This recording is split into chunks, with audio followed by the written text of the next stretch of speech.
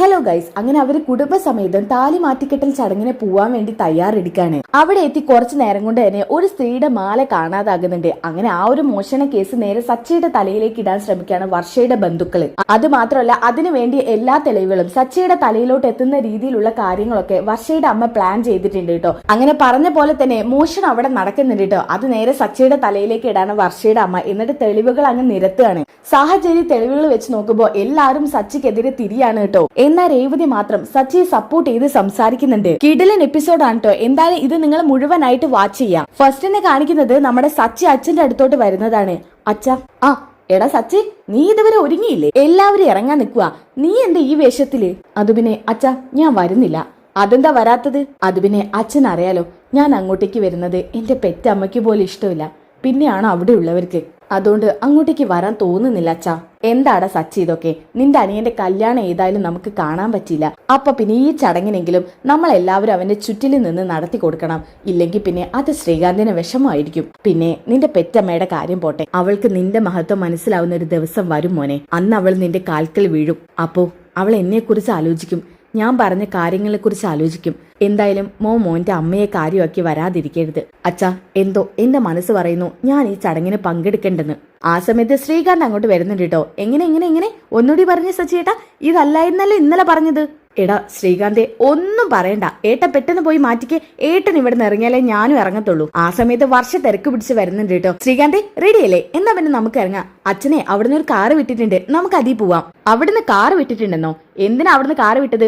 ഇവിടെ കാറിലായിട്ടാണോ? അല്ല ശ്രീകാന്തെ, ഇവിടെ ഒരു കാറല്ലേ ഉള്ളൂ. എല്ലാരും കൂടി അതിൽ കൊള്ളില്ലല്ലോ എന്ന് കരുതി നിന്റെ അച്ഛൻ അവിടുന്ന് കാർ ഇങ്ങോട്ട് അയക്കേണ്ട ആവശ്യമുണ്ടോ? എന്റെ അടുത്ത് ബൈക്ക് ഉണ്ടല്ലോ, നമുക്ക് ബൈക്കിൽ പോവാം. സച്ചേട്ടന് ബാക്കിയുള്ള ഒരു കാറിൽ വന്നോളൂ. ശ്രീകാന്തെ, അവിടെ ഒരു ഫംഗ്ഷനാണ് നടക്കുന്നത്. നമ്മൾ ബൈക്കിന് ചെന്നാണ് അവിടെ വന്ന് ഇറങ്ങേണ്ടത്. അതിനിപ്പോ എന്താ? ബൈക്ക് എന്ന് പറയുന്നത് മോശം സംഭവമാണോ? എല്ലാവരും ബൈക്ക് ഓടിക്കുന്നില്ലേ? ഇത് കേട്ടപ്പോ രവി പറയുന്നുണ്ട്, എടാ ഒന്ന് നിർത്ത്. ഇന്ന് നിങ്ങളുടെ ജീവിതത്തിൽ ഒരു നല്ല കാര്യം നടക്കാൻ വേണ്ടി പോവാ. അപ്പോ ഈ നേരത്തെ വെച്ച് ഇങ്ങനെ പ്രശ്നം ഉണ്ടാക്കാതെ. അച്ഛ, ഇവള് പറഞ്ഞത് കേട്ടില്ലേ? ഇവിടെ അച്ഛൻ അവിടുന്ന് കാർ അയച്ചിട്ടുണ്ടെന്ന്. എന്ന് വെച്ചാ അവിടെയും നമ്മളെ തരം താഴ്ത്തി. നമ്മളൊന്നും പറ്റാത്തവരിട്ടാണോ?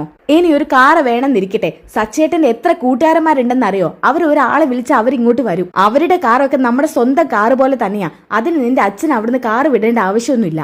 ശരി, ശ്രീകാന്തിന് ഇപ്പൊ എന്താ വേണ്ടത്? എന്റെ അച്ഛൻ അയച്ച കാറ് ഞാൻ തിരിച്ചയച്ചാ പോരെ? അത് മാത്രം പോരാ, നിന്റെ അച്ഛൻ ചെയ്ത് തെറ്റെന്താണെന്ന് നീ മനസ്സിലാക്കും കൂടി വേണം. നീ ഇപ്പൊ അഹങ്കാരത്തോടു കൂടിയാ പറയുന്നത്. എന്നാലേ ആ അഹങ്കാരം നിന്റെ മനസ്സിൽ നിന്ന് പോവണം. അപ്പൊ രവി പറയുന്നുണ്ട്, മോൾ ഇവിടെ വന്നിരിക്കി. അച്ഛാ, എന്താ ശ്രീകാന്ത് ഇങ്ങനെയൊക്കെ എന്നോട് പെരുമാറുന്നത്? കല്യാണത്തിന് മുമ്പ് ശ്രീകാന്ത് ഇങ്ങനെയൊന്നും ആയിരുന്നില്ല. മോളുടെ അച്ഛൻ എന്തിനാ അവിടുന്ന് കാറൊക്കെ ഇങ്ങോട്ട് അയക്കുന്നത്? ഒരു കാറ് വേണമെങ്കിൽ നമുക്ക് സംഘടിപ്പിക്കാവുന്നതല്ലേ ഉള്ളൂ. അതിനെന്തിനാ അവിടുന്ന് നിന്റെ അച്ഛൻ കാർ ഇങ്ങോട്ട്? അത് ശ്രീകാന്തിന് ഇൻസൾട്ടായി. നിന്റെ ഭർത്താവിനെ ഇൻസൾട്ട് ചെയ്യുന്നതിന് തുല്യമല്ല അത്. മോളുടെ ഭർത്താവെന്ന് വെച്ചാ മോളുടെ അഭിമാനമല്ലേ? ആ ഭർത്താവിന്റെ അഭിമാനം നഷ്ടപ്പെടുത്തുന്ന രീതിയിൽ, നമ്മളെ തരം താഴ്ത്തുന്ന രീതിയിലല്ലേ അവരവിടുന്ന് ഇങ്ങോട്ട് കാർ അയക്കുന്നത്? അത് വേണ്ടെന്നാണ് ശ്രീകാന്ത് പറഞ്ഞത്. ഇതൊക്കെ കേട്ടപ്പോ വർഷ ആകെ അപ്സെറ്റ് ആവുന്നുണ്ട് കേട്ടോ. വർഷ അങ്ങനെ തന്നെ ശ്രീകാന്തിനെ നോക്കുന്നുണ്ട്. ശ്രീകാന്ത്, സോറി, ഞാൻ അത്രയ്ക്കങ്ങ് ആലോചിച്ചില്ല. ഇതാണ് വർഷ ഞാൻ നിന്നോട് പറയുന്നത്. പെട്ടെന്ന് എടുത്തു ചാടി നമ്മൾ ഒരു തീരുമാനം എടുക്കരുതെന്ന്. നിനക്ക് ആരെ എന്ത് ചെയ്താലും കുട്ടിക്കളിയാണ്. അവരിപ്പൊ കാർ ഇങ്ങോട്ട് അയച്ചാ അതെന്നെ അപമാനിക്കുന്നതിന്റെ തുല്യമാണ്. സോറി ശ്രീകാന്ത്, അച്ഛന് വേണ്ടി ഞാൻ സോറി ചോദിക്കാം. അച്ഛനെ വിളിച്ച് കാർ അയക്കേണ്ടെന്ന് ഞാൻ പറഞ്ഞോളാം. ഇതും പറഞ്ഞ് വർഷ അവിടുന്ന് എഴുന്നേറ്റ് പോകുന്നുണ്ട് കേട്ടോ. അപ്പൊ സച്ചയോട് അച്ഛൻ ചോദിക്കുന്നുണ്ട്, എന്താ നീ ഇങ്ങനെ ഇരിക്കാനാണോ ഭാവം? ഒരു കാർ നിന്റേതാ എടുക്കുന്നത്. അപ്പൊ പിന്നെ ഡ്രൈവറായിട്ട് നീ വന്നില്ലെങ്കിൽ ഇങ്ങനെ ശരിയാവാ? ശരി അച്ഛാ, ഞാൻ റെഡി ആയിട്ട് വരാം. അപ്പൊ ശ്രീകാന്ത് പറയുന്നുണ്ട്, സച്ചേട്ടാ, മഹേഷേട്ടനോട് കാറായിട്ട് വരാൻ പറയോ? ഏതായാലും നമുക്ക് 2 കാർ വേണ്ടേ? മഹേഷേട്ടനും കൂടി വരട്ടെ. ശരി, ഞാൻ എന്നാ മഹേഷിനും കൂടി വിളിക്കാം. ഓക്കെ, ഇനി അതൊക്കെ കഴിഞ്ഞിട്ട് കാണിക്കുന്നത് ചന്ദ്രമതിയാണ്. ആ സമയത്ത് ശ്രുതി അങ്ങോട്ട് വരുന്നുണ്ട്. അമ്മേ, ശ്രുതി എവിടെ നോക്കിയിട്ട് കാണുന്നില്ല. എത്ര നേരമായി അറിയോ ശ്രുതി ഇവിടുന്ന് പോയിട്ട്? അതെ ശ്രുതി, അവൾ അവളുടെ അച്ഛനും അമ്മയും വിളിക്കാൻ പോയിക്കുവാ. എങ്കിൽ പിന്നെ അവക്ക് എന്നെയും കൂടി വിളിക്കാൻ പാടില്ലായിരുന്നു അമ്മേ. അത് ശരിയാണ്. അതെന്താ അവൾ അങ്ങനെ ചെയ്തതെന്ന് ഞാൻ ആലോചിച്ചു.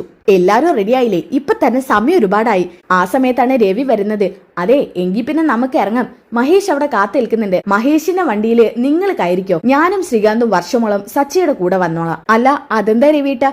ശ്രുതിയും വേണമെങ്കിൽ സച്ചിയുടെ കൂടെ വന്നോളും. രവിയേട്ടൻ ഇങ്ങോട്ട് വാ. ശ്രീകാന്ത് വർഷയും നമ്മുടെ കാറിൽ ഇരിക്കട്ടെ. ഏയ്, അത് വേണ്ട. നിന്റെ പൊങ്ങച്ച കേൾക്കാനേ എനിക്ക് പറ്റില്ല. അയ്യോ അമ്മേ, ഞങ്ങൾ സച്ചിയുടെ വണ്ടിയിലല്ല, ഞങ്ങൾ അമ്മയുടെ കൂടെയാന്ന് ശ്രുതി പറയുന്നുണ്ട് കേട്ടോ. എടാ, എങ്ങനെ ആയാലും നിന്റെ ഭാര്യ ശ്രുതി എവിടെ? അവള് വന്നാലല്ലേ പോവാൻ പറ്റൂ. അവളുടെ കൂടി ചടങ്ങല്ലേ ഇന്ന് നടക്കുന്നത്. അവളുടെ അച്ഛനും അമ്മയും ഉണ്ടാക്കാൻ പോയിട്ട് നേരെ ഒരുപാടായി. നീയാണെങ്കിൽ ഒന്ന് ചെന്ന് അന്വേഷിക്കത്തുമില്ല. അതിനെങ്ങനെയാ അമ്മേ, എന്റെ കയ്യിൽ വണ്ടി വേണ്ടേ? വണ്ടിയല്ല തേങ്ങ. എടാ, ഒരു ബൈക്കെങ്കിലും നിന്റെ ഭാര്യ വീട്ടുകാരോട് വാങ്ങിത്തരാൻ പറയടാ. ഇത് കേട്ടപ്പോ രവി പറയുന്നുണ്ട്, ഭാര്യ വീട്ടുകാരല്ല, അവൻ സ്വയം അധ്വാനിച്ചാണ് വണ്ടി വാങ്ങേണ്ടത്. ഛേ, നാണക്കേട്. അമ്മയും മോനും ഭാര്യ വീട്ടിലെ സ്വത്തിൽ കണ്ണുവെച്ച് നിൽക്കുക. എടാ, സ്വയം ഒന്ന് അധ്വാനിച്ച് എന്തെങ്കിലുമൊക്കെ ഉണ്ടാക്കിയെടുക്കാൻ നോക്ക്. ആ പെണ്ണ് സ്ഥിരം ബ്യൂട്ടി പാർലർ പോയി കഷ്ടപ്പെടുന്നു. എന്നാൽ നീ അങ്ങനെ വല്ലതും ചെയ്യുന്നുണ്ടോ? അവള് കൊണ്ടുവരുന്നത് വെട്ടി വിഴുങ്ങി തിന്നാന്നല്ലാതെ. അച്ഛാ, നല്ലൊരു കാര്യത്തിന് പോകുമ്പോ എന്നെ ഇങ്ങനെ വഴക്ക് പറയല്ലേ. നിന്നെ വഴക്കല്ല ഞാൻ പറയുന്നത്. ചെന്ന് പോയി കേറടാ കാറില്. അതിന് ശ്രുതി വരണ്ടേ അച്ഛാ? ഇനിയിപ്പോ ആ ശ്രുതി എവിടെ പോയി? ദേ, ശ്രുതിയുടെ അച്ഛനും അമ്മയോടും ഹാളിലേക്ക് എത്താൻ പറഞ്ഞാ പോരായിരുന്നു. ഇനിയിപ്പോ നമുക്കൊരു കാര്യം ചെയ്യാം, നിങ്ങൾ നേരെ ഹാളിലോട്ട് വിട്ടോ. പോകുന്ന വഴിക്ക് സച്ചിയും ഞാനും കൂടി ശ്രുതിയെ കൂട്ടി വരാം. അതല്ല രവിയേട്ടാ, ശ്രുതി ആണെങ്കിൽ ഒരുങ്ങാതെയാ പോയത്. അവക്കെടുത്ത സാരിയൊക്കെ ഇവിടെ കിടക്കുവാ. ഷെടാ, ഇത് വലിയ കഷ്ടായി പോയല്ലോ. ആ സമയത്ത് സച്ചി വരുന്നുണ്ട്. അച്ഛാ, ഞാനും രേവതിയും റെഡി, ഇറങ്ങുമല്ലേ? ഓ, ഇവനോട് വരണ്ടെന്ന് പറഞ്ഞിട്ട് നാണമില്ലാതെ ഇവൻ വലിയ കയറി വരുവാ. എന്താ ചന്ദ്രേ, നീ എന്തെല്ലാം പറഞ്ഞോ? ഏയ്, ഒന്നും പറഞ്ഞില്ലേ രവിയേട്ടാ. അല്ല, എന്റെ മോനില്ല ഞാൻ വരില്ല. ആ കാര്യം ഞാൻ നിന്നോട് നേരത്തെ പറഞ്ഞിട്ടുണ്ടല്ലോ. ഓ, അതിനെന്താ രവിയേട്ടാ, അവൻ വരണമെങ്കിൽ വന്നോട്ടെ, ഞാനൊന്നും പറഞ്ഞില്ലല്ലോ. അപ്പൊ സച്ചി പറയുന്നുണ്ട്, അതെ, നല്ലൊരു കാര്യത്തിന് ഇറങ്ങിത്തിരിക്കുക. അതുകൊണ്ട് വെറുതെ ഞാൻ എന്റെ വായിക്ക് പണിയുണ്ടാക്കുന്നില്ല. അല്ലേനും നിങ്ങൾ പറഞ്ഞതുകൊണ്ട് ഞാൻ വരാതിരിക്കേണ്ട ആവശ്യം എന്തിനാ? എന്റെ അനിയനും അനിയന്റെ ഭാര്യയും കൂടിയാ അവരുടെ വീട്ടിലേക്ക് എന്നെ ക്ഷണിച്ചത്. അതുകൊണ്ടിപ്പോ നിങ്ങൾ ക്ഷണിച്ചില്ലെങ്കിലും ഞാൻ എത്തേണ്ടിയടുത്ത് എത്തും. ഓ, പിന്നെ വർഷയുടെ അമ്മ തന്നെ ആടാ നിന്നോട് വരണ്ടെന്ന് പറഞ്ഞത്. ഇങ്ങനെ പെറുപെറുക്കുന്നുണ്ട് കേട്ടോ സ്വയം മനസ്സിൽ തന്നെ. എന്താ, നിങ്ങൾക്ക് എന്തെങ്കിലും പറയാനുണ്ടെങ്കിൽ എന്റെ മുഖത്ത് നോക്കി പറയണം. ഡാ സച്ചി, അത് വിടടാ, അവൾ ഇങ്ങനെ വെറുതെ പെറുപെറുത്തോണ്ടിരിക്കും എന്നൊക്കെ അച്ഛൻ പറയാണ്. എന്നാ പിന്നെ അച്ഛൻ സമയം കളയണ്ട, അവിടെ പ്രോഗ്രാം തുടങ്ങാറായിട്ടുണ്ടാവും, നമുക്ക് ഇറങ്ങാം. മോനെ, അതിന് ശ്രുതി വന്നിട്ടില്ല, അവളും കൂടി എത്തിയാലേ നമുക്ക് ഇറങ്ങാൻ പറ്റുക. ആകെപ്പാട് ചന്ദ്രമതിക്ക് ദേഷ്യം വരാണ്. എന്നാൽ കൃത്യസമയത്ത് തന്നെ ശ്രുതി വരുന്നുണ്ട്. ശ്രുതിയുടെ കൂടെ അച്ഛനും ഇല്ല അമ്മയും ഇല്ലാത്തത് കണ്ടിട്ട് ചന്ദ്രമതിക്ക് ദേഷ്യം വരാണ്. ശ്രുതി, എവിടെ നിന്റെ അച്ഛനും അമ്മയും? നീ നിന്റെ അച്ഛനും അമ്മയും വിളിക്കാൻ വേണ്ടി പോയതല്ലേ, എന്നിട്ട് അവരെവിടെ?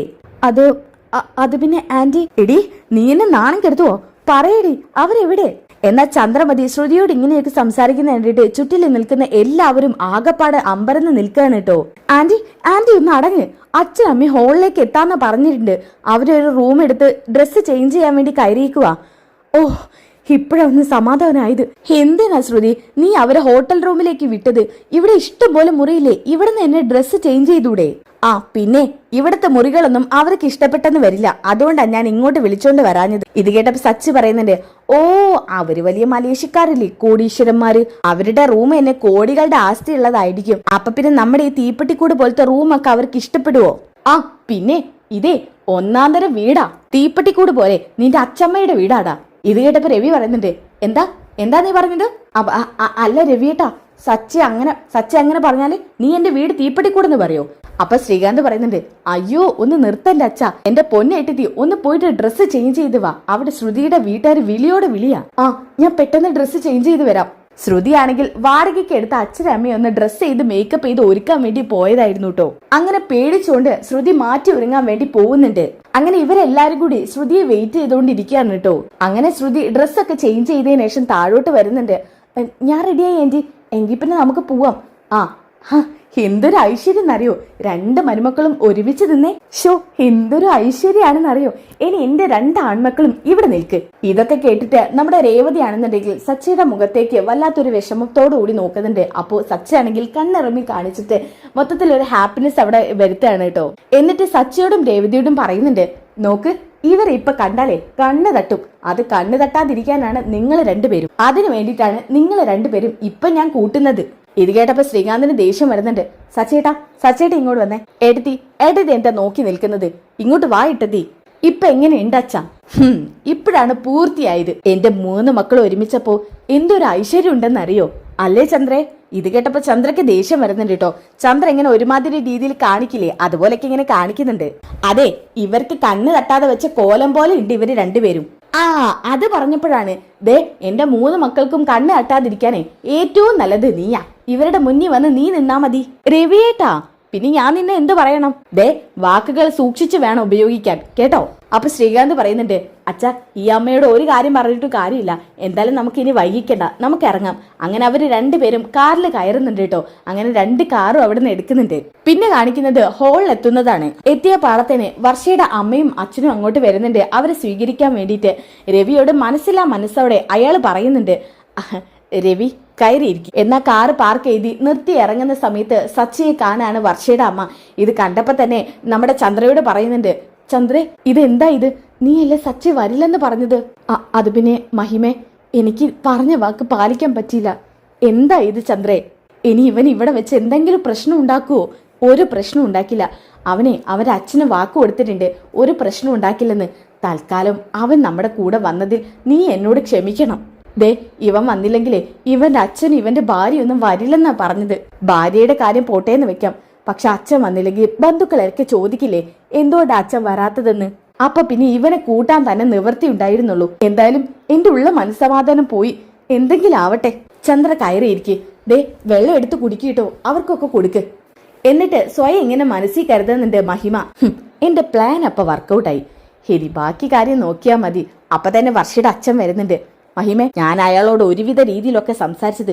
എന്റെ തൊലി ഉരിഞ്ഞു പോവും അയാളോട് സംസാരിക്കുമ്പോ. എന്റെ ഏട്ടാ ഒന്നടങ്ങ്. അയാളോട് ഇപ്പൊ ഒന്ന് മയത്തിൽ സംസാരിക്കണം. ഇപ്പൊ ആ രക്തം കിടന്ന് തിളയ്ക്കുന്നില്ലേ, അതിനൊക്കെ നമുക്ക് പ്രതികാരം വീട്ടാ. ഒരു അരമണിക്കൂറും കൂടി കഴിഞ്ഞോട്ടെ. ശരി, നീ എന്തൊക്കെയോ മനസ്സിൽ കാണുന്നുണ്ട്, അതൊക്കെ എന്തായാലും നടക്കട്ടെ. ഓക്കെ, അങ്ങനെ അവരെ ഹോളിൽ വന്നിരിക്കുന്നുണ്ട് കേട്ടോ. അപ്പോഴാണ് ഒരാള് ഭയങ്കര പൈസയുടെ ഗമയൊക്കെ കാണിച്ചിട്ട് ഇവരുടെ അടുത്തോട്ട് വരുന്നുണ്ട്.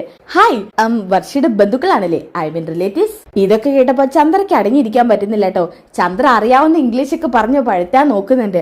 ആ അതെ, യെസ് യെസ് യെസ്, ദിസ് വർഷയുടെ ഹസ്ബൻഡിന്റെ ഫാദർ, ഞാൻ മദർ. വാട്ട്, നിങ്ങൾ ഇതെന്തൊക്കെയാ പറയുന്നത്? ആ സമയത്ത് ശ്രുതി പറയുന്നുണ്ട്, എന്റെ അമ്മ ഇങ്ങനെ പൊട്ട ഇംഗ്ലീഷ് പറയതേ, അയാൾക്ക് മലയാളം അറിയാം, മലയാളത്തിൽ സംസാരിക്ക്. അയ്യോ, മലയാളം അറിയാവോ? എനിക്ക് മലയാളം നന്നായിട്ട് അറിയാം, പക്ഷെ ഞാൻ ഇംഗ്ലീഷിൽ മാത്രമേ എല്ലാവരോടും സംസാരിക്കാറുള്ളൂ. എന്നാ പിന്നെ ഇവിടെ മലയാളത്തിൽ സംസാരിച്ചാൽ മതി. ഓക്കെ, നിങ്ങൾ മലയാളത്തിൽ സംസാരിച്ചോളൂ, ഞാൻ ഇംഗ്ലീഷ് മറുപടി തരാം. ഇത് കേട്ടപ്പോ സച്ചി മനസ്സിൽ കരുതുന്നുണ്ട്, ഓ അയാളുടെ ഒരു പൊട്ട ഇംഗ്ലീഷ്. അത് കഴിഞ്ഞപ്പോ ചന്ദ്ര നേരെ ശ്രുതിയുടെ മേലേക്ക് തിരിയുന്നുണ്ട്. ശ്രുതി, നിനക്ക് ഇംഗ്ലീഷ് നന്നായിട്ട് അറിയില്ലേ? ദേ അയാളോടൊന്ന് സംസാരിക്ക്. ഇത് കേട്ടപ്പോ ശ്രുതി മനസ്സിൽ കരുതുന്നുണ്ട്, അയ്യോ എനിക്ക് ഇംഗ്ലീഷ് മര്യാദയ്ക്ക് സംസാരിക്കാൻ പോലും അറിയില്ല. അപ്പൊ പിന്നെ ഞാൻ എങ്ങനെ ഇയാളുമായിട്ട് പിടിച്ചു നിൽക്കുക? അത് പിന്നെ ആന്റി, എന്റെ അച്ഛനും അമ്മയും വരുന്നുണ്ടാവും, ഞാനൊന്ന് അങ്ങോട്ട് നിക്കട്ടെ. അയ്യോ, അത് പറഞ്ഞപ്പോഴാ ശ്രുതിയുടെ അച്ഛനും അമ്മയും വരുന്നുണ്ടാകും, നിങ്ങൾ എല്ലാരും വാ. ചന്ദ്രേ, ശ്രുതിയുടെ ഫോണിലേക്ക് അവര് വന്നാ വിളിക്കുമല്ലോ, അപ്പൊ ഇറങ്ങിയാ പോരെ. ആ കൃത്യസമയത്ത് തന്നെ ശ്രുതിയുടെ ഫോണിലേക്ക് കോള് വരുന്നുണ്ട്. ഹലോ, അച്ഛാ എത്തിയോ?